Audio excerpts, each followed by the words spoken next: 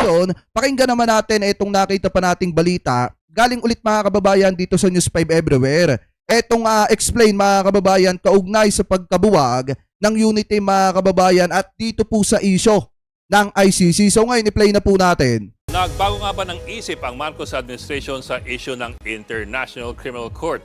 Tandaan na si Pangulong Marcos at si VP Sara Duterte tumakbo sa ilalim po ng umbrella ng Team Unity noong 2022 elections.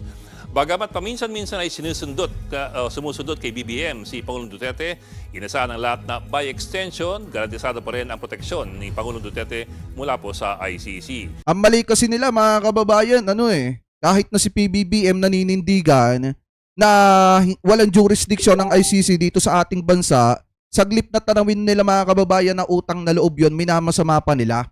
At pilit nilang binabanata ng patalikod ng presidente. Alam nyo ba mga kababayan,